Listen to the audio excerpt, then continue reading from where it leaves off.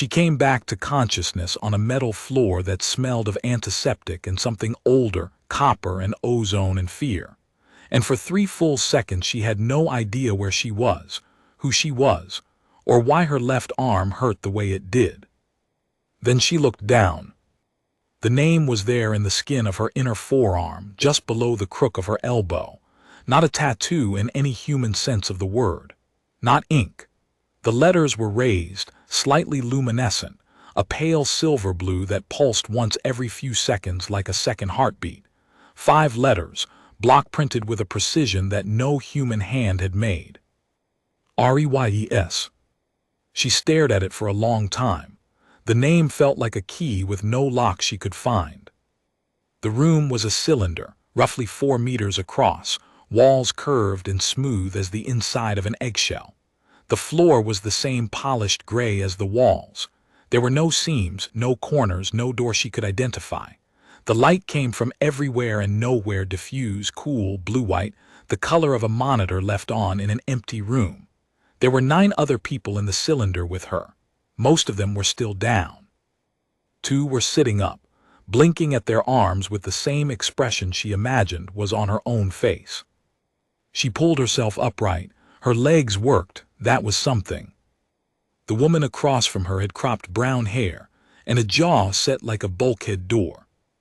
She was already on her feet, turning slow circles, studying the walls with the methodical patience of someone who had been trained to find exits. "You're awake," the woman said. Apparently, she touched the letters on her arm. "Do you have one of these?" The woman extended her arm. The name there was VASQUEZ. It pulsed blue-silver in the same rhythm. "Everyone does. I checked while you were out." "Names." "Last names looks like. I'm Vasquez. Sergeant Elena Vasquez, 14th Combined Arms." She didn't say it like a boast. She said it the way people tell you their blood type in an emergency, useful information, nothing more. "I don't remember my name." The admission came out flat, clinical. She had the strange impression that she had been frightened by this fact at some point, recently, in the dark before she woke, and that the fear had burned itself out by the time she arrived at consciousness. What remained was just the fact, clean and cold. She didn't know who she was. She knew what a wrench was and how to use it. She knew what coffee tasted like and that she hated the dark roast. She knew how to tie a bowline knot and how to treat a sucking chest wound, and that the Battle of Midway had turned on a lucky break at exactly the right moment. She knew everything about the world except herself. "None of us do," Vasquez said. "First thing I checked, Rays." She nodded at the name on the woman's arm. "You know that much." "Rays." The name settled into her chest like a stone dropped into still water. She felt the ripple of it, not recognition exactly, but something in the neighborhood of recognition. The ghost of a life that had been hers. "Where are we?" Vasquez looked at the ceiling, which was the same featureless white as everything else. "Not on Earth." The other 7 were waking up now. Vasquez and Reyes made the rounds name by name, arm by arm. There was a pale, thin man named Oduya who kept pressing his fingers to his temples and frowning at some internal inventory. There was a broad-shouldered woman named Park who had the hands of someone who worked with them for a living and who said almost nothing, just listened to everything. There was a teenager named Chen who looked 17 and kept asking for his phone with the reflexive desperation of someone reaching for a limb that wasn't there anymore.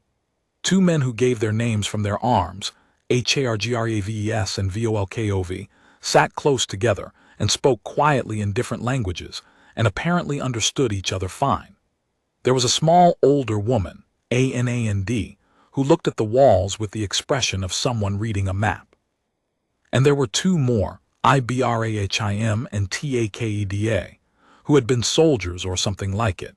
You could tell by the way they moved to the walls and began to systematically test the surface with their palms. 9 strangers, 10 counting herself. No doors, no windows, no air vents that she could find. The air itself was fine, breathable, slightly dry, temperature somewhere in the high 60s, but it had to come from somewhere. She started looking. It was Park who found the seam, 30 minutes in. Not a door. A line in the wall so precise it was nearly invisible, a vertical cut roughly 2 meters high and half a meter wide. Park ran her thumbnail along it and looked at Vasquez. "That's a door," Vasquez said. "It won't open," Park said. "I've been pushing on it for 5 minutes. Then something outside opens it." They waited. Reyes sat with her back against the curved wall and looked at the name on her arm. The pulse of it was steady and calm, like something that had always been there. She tried to reach around it, tried to find the memory attached to it, the face, the voice, the street, the morning light through a particular window, and found nothing but white space. A clean deletion. Someone had taken her life and removed her from it without cutting the thread. She found, underneath the blankness, that she was angry. Not panicked, not lost, angry. Good, she thought. Anger is something to work with. The door opened 4 hours after they woke. It didn't slide or swing. The seam simply widened, one smooth, coordinated expansion, like a pupil dilating, until the opening was a rectangle 2 meters tall and 3 wide, and on the other side of it was a corridor, and in the corridor were the Kethra. 3 of them, standing in a line with the geometric precision of things that did everything geometrically. The Kethra were tall, 2.5 meters at minimum, and bilaterally symmetrical in the way that a circuit board was symmetrical, each half an exact mirror of the other, arranged for function rather than beauty. 4 limbs, 2 of which touched the ground in a 4-point stance that had more in common with a tripod than a walk. Their upper limbs were long and articulated at too many joints, and the ends of them split into a spread of 6 slender manipulators that moved independently and constantly, the way human fingers drum a table. Their heads were smooth, flat-faced, ringed at the back with sensor clusters that fanned like a crown of dark feathers. Their skin, if it was skin, was a deep, shifting gray with an iridescent quality that moved through colors when the light changed, the way a soap bubble moves through colors but slower, more deliberate. They were, Reyes thought, genuinely beautiful in the way that a turbine is beautiful, precise, purposeful, completely indifferent to whether she found them beautiful or not. The one in the center produced a sound, a sequence of tones, descending and ascending, with a subharmonic underneath them that she felt in her sternum rather than heard with her ears. And then, after a pause of exactly 3 seconds, a voice came from somewhere in the ceiling. "You are the assessed cohort," the voice said. It was flat, synthesized, clearly a translation, and it had made no effort to sound human. "This is your orientation. You have been selected from your population for evaluation and potential retention. Your previous identities have been suspended to ensure uncontaminated assessment. You will be evaluated across 30 cycles. Those who demonstrate sufficient adaptive capacity will be retained. Those who do not will be returned." "Returned where?" Hargreaves said. 3-second pause. The translator again. "This question is not relevant at this stage." "Seems pretty relevant from where I'm standing," Oduya said, and pressed his fingertips together and apart, a nervous tick Reyes had already started recognizing as his tell. The Kethra in the center turned to look at him with its full body. Not just the head, the entire torso rotated on the lower half's axis, which was deeply wrong to watch, the kind of motion that the human brain registers as a threat before the conscious mind can explain why. "The assessment begins now," the translator said. The door closed. Vasquez pressed her hand flat against the place it had been. Reyes watched her face, watched the jaw tighten, the breath slow, the soldier's discipline fold itself down over the fear like a tarp over a wound. "Okay," Vasquez said, "here's what we know." She counted on her fingers. They were prisoners. They were off-world. They had been deliberately stripped of their personal memories, names removed, identities suspended, past lives blanked. which meant whatever was assessing them wanted a clean reading of what they were without the context of who they'd been. They were 10 people who didn't know each other, in a room with no obvious resources, being watched. "What do they want?" Chen asked. He'd stopped asking for his phone, his eyes were sharper now. "Something specific," Annan said. She hadn't spoken much in 4 hours. Her voice was careful and precise. "They didn't take us at random, the assessment, that word. They want to know what we can do, not what we know." "What we can do? What makes you say that?" "Because they took our memories but left our skills." Annan held up her hands, turned them over, examined them. "I can feel it. I know things. I know how to set a bone and suture a wound. I know chemistry and biology at a professional level. I don't know where I went to school or what my mother's face looks like, but I know what I know." She looked around at them. "What do you know?" It became an inventory. Vasquez was a soldier, tactics, weapons, small unit leadership, the geometry of how bodies move through dangerous space. Park was a structural engineer who could see load-bearing relationships in a glance. Ibrahim had navigation knowledge that covered celestial positioning, ocean current mapping, dead reckoning without instruments. Taikta had what he could only describe as pattern recognition. He kept looking at the walls and saying quietly that the material had a crystalline substructure, that the way it was joined showed something about what it was designed to withstand. Oduya was a physician. Hargreaves and Volkov between them had electrical engineering, and something that Hargreaves described vaguely as communications, long range. Chen had robotics and coding down to a cellular level. When he explained what he meant, Reyes realized he was probably 16, and already one of the best engineers she'd ever heard speak. Reyes did her own inventory. It was a strange process, reaching into a mind that felt swept clean and finding pockets of hard knowledge, grit in the corners. She knew materials. Metal composition, stress tolerances, manufacturing processes. She knew how things were built and how they failed. She knew in considerable detail how to take a system apart and put it back together differently. She had spent her professional life, whatever that life had been, learning to read the hidden logic of constructed things. The name for that, she thought, was engineering, but a different flavor than Park or Chen. Adaptive engineering, field engineering.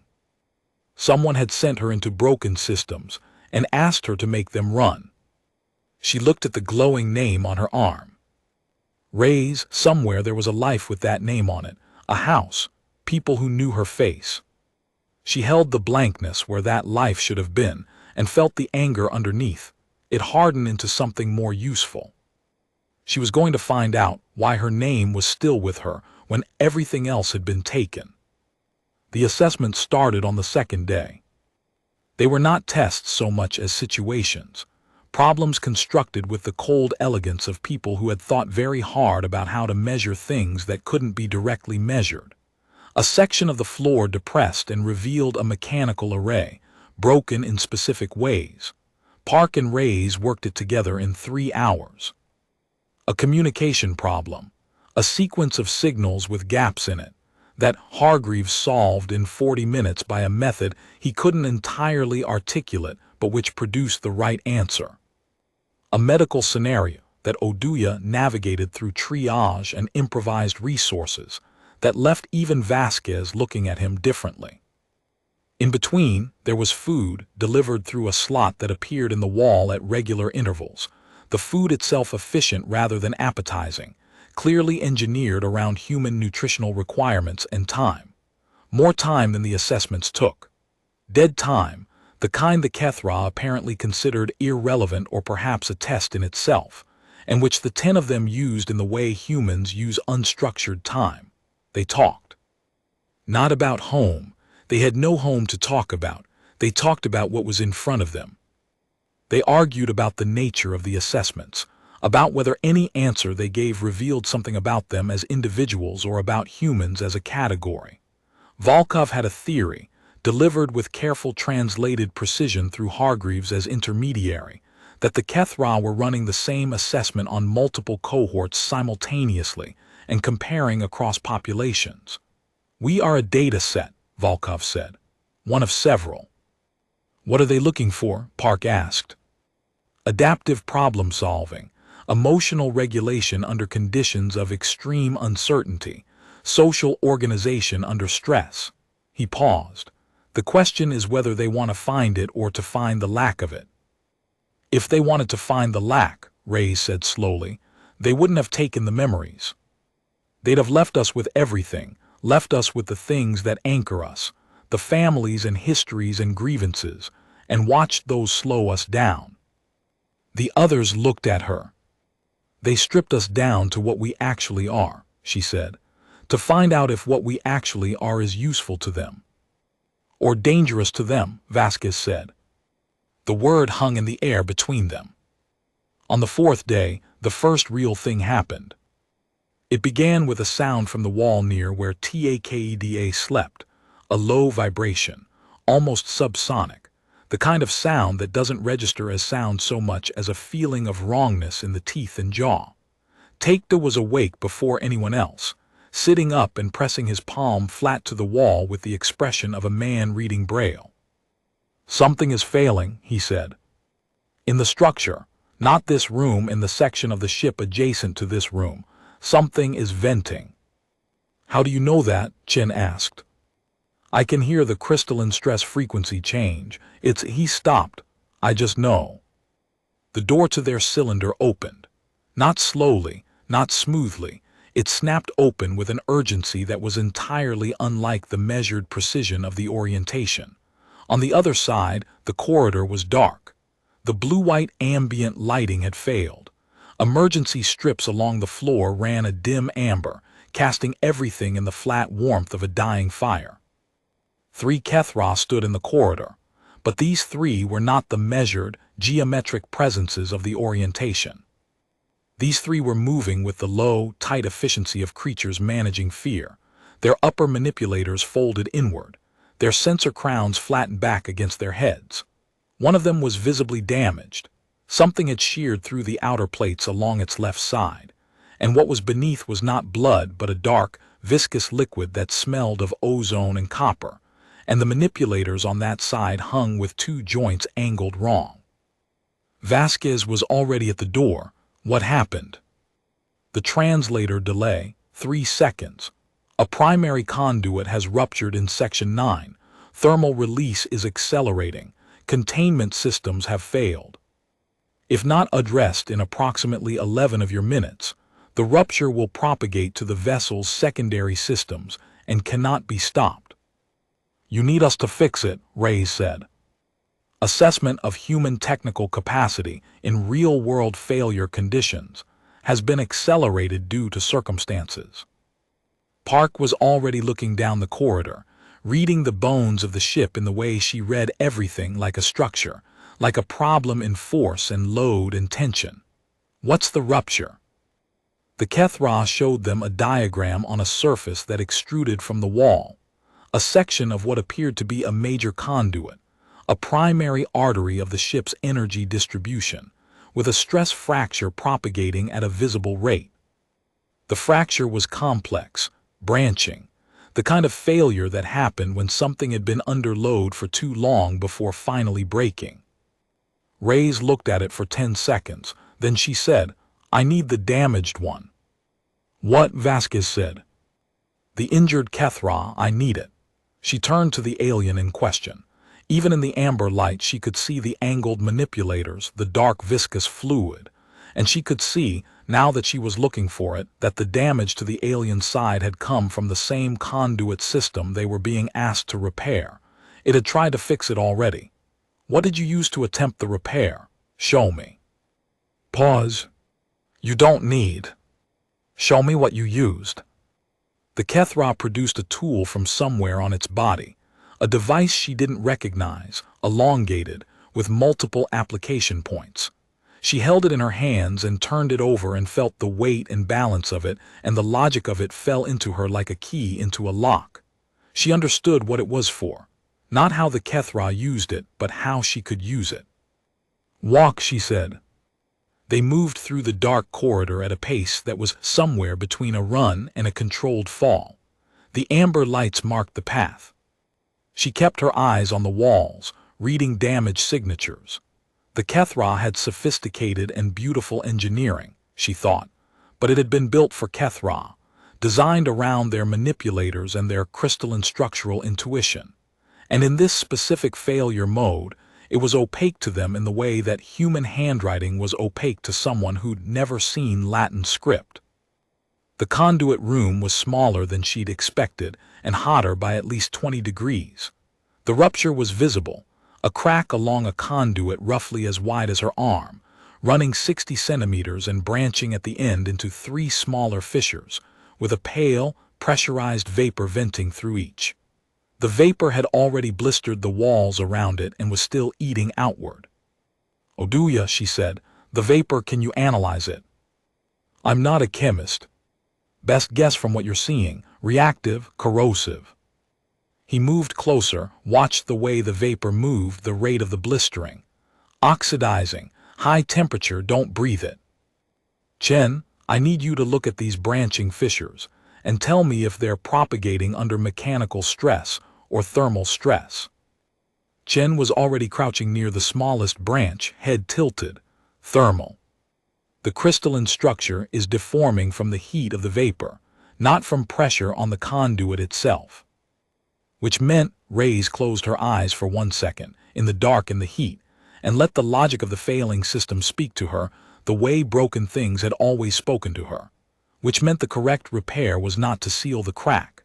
Sealing the crack would trap the vapor and build pressure behind the seal until it blew again. Worse. The correct repair was to relieve the pressure first, then seal the crack before the crystalline deformation in the fissure branches could propagate further. She turned to the damaged Kethra. "Is there a manual pressure relief in this section?" Pause. "The manual relief is designed to be operated by." "Show me where it is."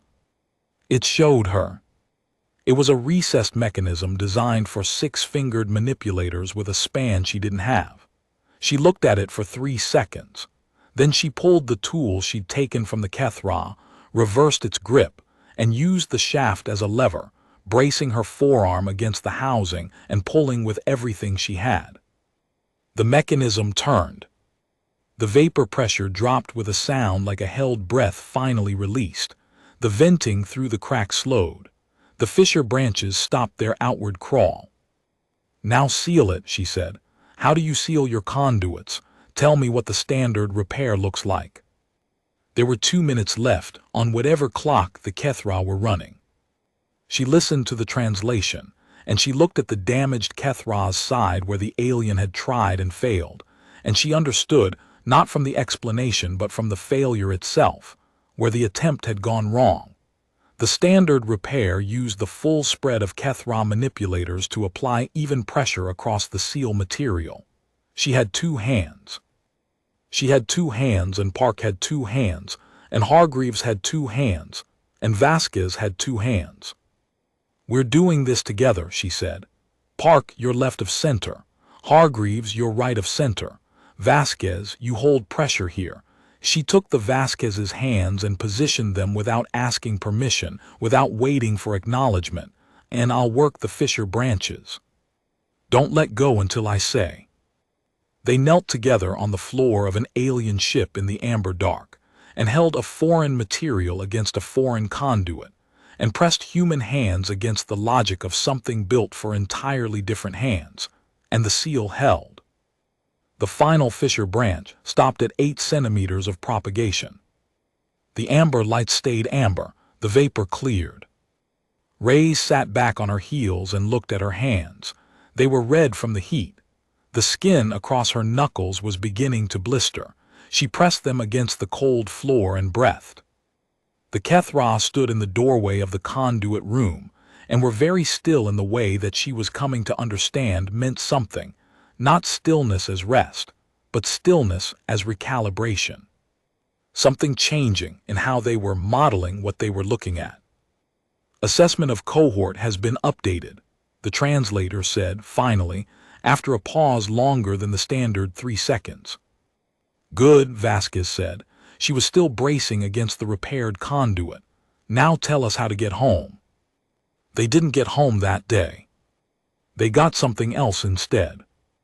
The cylinder was reconfigured, not rebuilt, reconfigured, the walls shifting over the course of an hour with a sound like deep breathing, until the space was larger, with distinct functional areas and better light, and a wall surface that responded to touch in ways that eventually Reyes and Chen and Oduya spent 3 days learning to navigate and use. It was not a cell anymore. It was something that didn't have a word in any language she had access to, not a lab, not quarters, not a workshop, not a common room. Something built in a Kethra geometry that tried to account for human needs and succeeded imperfectly and meant something by the effort.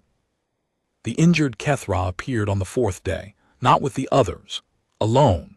It came to stand near the wall where Reyes was working. She had been given materials after the conduit repair, not asked for but provided, which was its own kind of answer, and it stood with the wrong-jointed manipulators on its left side partly extended, which she had learned was not an aggressive stance. It was an attending stance, and watching stance. She looked at it. "You tried to fix it yourself," she said, "before you came to us." 3-second pause. The translation apparatus had been moved to their room now, which she suspected was the real gift.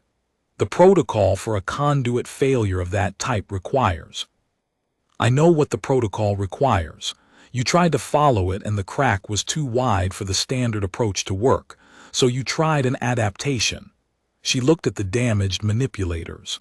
You tried to hold pressure one-handed. Pause, one-sided, yes. That was smart, she said. The adaptation was correct. It didn't work because the leverage wasn't sufficient, but the thinking was right. Another pause, longer than translation required. You assessed the failure from the evidence of my injury rather than from the system schematic. It's how I work. What failed tells you more than what succeeded. She turned the material in her hands. What's your name? The alien produced a tone sequence, 4 notes, the third one rising. I can't reproduce that. Will you let me call you something else? Why would you call me anything? Because I'll need to talk to you again, and the one with the damaged side is cumbersome. A very long pause this time. The sensor-crowned feathers fanned once and then settled. Call me whatever is useful to you, it said. She thought about it. Bruegel, she said. It means something in my language. An artist who painted armies of the dead and somehow made you feel the life in every one of them. That seemed, she looked at the alien's damaged side, the careful, asymmetrical stance, the attending stillness, fitting. Bruegel stood with this for a long moment. You have an unusual relationship to naming things. Someone took my name from me and left it on my arm, she said. I've been thinking about names a lot. Over the following week's cycles, the Kethra called them, and the length of a cycle was close enough to an Earth day that they had stopped noticing the difference. The nature of the assessment changed. Not the assessments themselves, which continued new problems, new failure conditions, new puzzles built from the cold, elegant geometry of Kethra thinking, but the frame around them. The translation apparatus grew more nuanced. Bruegel began to appear consistently. Not to evaluate, but to. The word that came to Reyes was consult, though she suspected neither of them would have used it yet. Vasquez noticed first. Your alien friend is showing up more than the evaluators do. It's not my alien friend. It's a research subject. You named it. I named it after a Flemish painter. You're working on something together, Park said, from across the room where she had been engineering a small structural modification to the sleeping area that no one had sanctioned, but which the Kethra had not stopped. Whatever you're working on, it's bigger than the assessments. She was not wrong. What Reyes had been working on, slowly and without announcing it, was the ship's power distribution architecture. Not because she'd been asked, because the conduit failure had shown her something, a structural flaw in how Kethra engineering handled high-stress thermal events, and once she'd seen it, she couldn't stop seeing it. Their systems were beautiful. Their systems were also built with a specific assumption. that the being doing the maintenance had Kethra manipulators and Kethra perceptual apparatus. They had never built for the possibility that the being doing the maintenance might have different hands and different eyes, and might therefore approach a problem from a completely different angle. Their redundancy systems assumed Kethra cognition. Their failure protocols assumed Kethra intervention timelines. A human failure protocol would look completely different, she thought, not better. Different, and different in the right failure mode, was the difference between a ship that survived and a ship that didn't.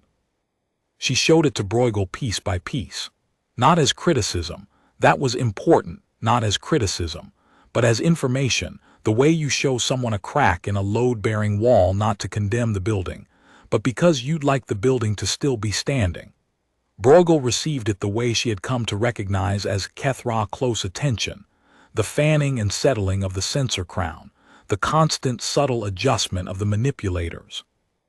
You are describing a modification to core infrastructure, Bruegel said, one cycle. I'm describing one possible modification, Reyes said. There are probably others. I'm working with what I can see. The Council does not modify infrastructure in response to single incident data. Is that what I am, a single incident? Long pause. No, the sensor crown fanned.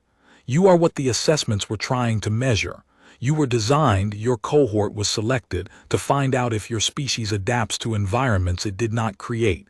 You have answered that question. What's the answer? The answer is that your species does not simply adapt to environments it did not create, Bruegel said. Your species changes them. The word fell into the room and settled. She looked at the name on her arm. 5 letters, silver blue, steady pulse. Why did you leave our names? She asked. You took everything else. Why keep the names? The pause before Bruegel's answer was the longest she'd experienced. The alien moved twice, small adjustments of the lower limbs, the way a person shifts their weight when choosing words. Because, the translator said at last, names are not identity. Names are the signal that identity exists. We suspended your identities to assess what remained, but a signal with no receiver is only noise. Another pause. We did not know, when the protocol was designed, what would remain if we removed everything personal. We did not anticipate that what remained would be this. What did you anticipate?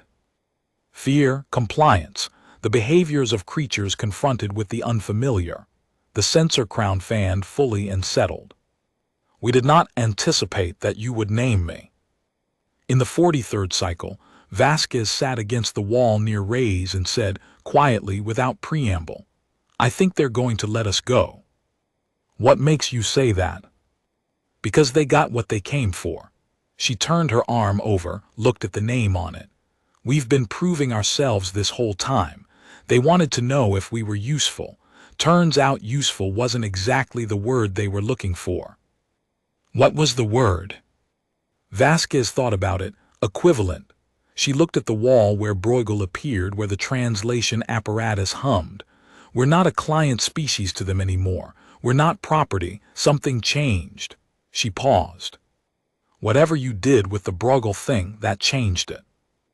On the 45th cycle, the Council of Kethra convened in a space they had not been to, a chamber that was clearly architectural ceremony rather than function. The Kethra equivalent of a formal room, and they were brought to it by escort, all 10 of them, walked through corridors in which other Kethra stopped and turned to look at them with sensor crowns fully fanned, in the attitude Reyes now recognized as acute attention. The senior Kethra spoke at length. The translation was careful, formal, with none of the flatness of the early exchanges. The summary was this. The assessment had returned an unprecedented result. No species in Kethra contact history had engaged with evaluation conditions in the manner of this cohort. The modifications Reyes had proposed for the power distribution architecture had been reviewed by Kethra engineers and found to be not only correct, but to represent an approach that Kethra cognition had not independently developed. The council had debated. The council had concluded. The cohort would have its identities restored. The cohort would be returned to their world, and the Kethra would make first formal contact with humanity, not as a client species, not as a subject population, but as a peer inquiry.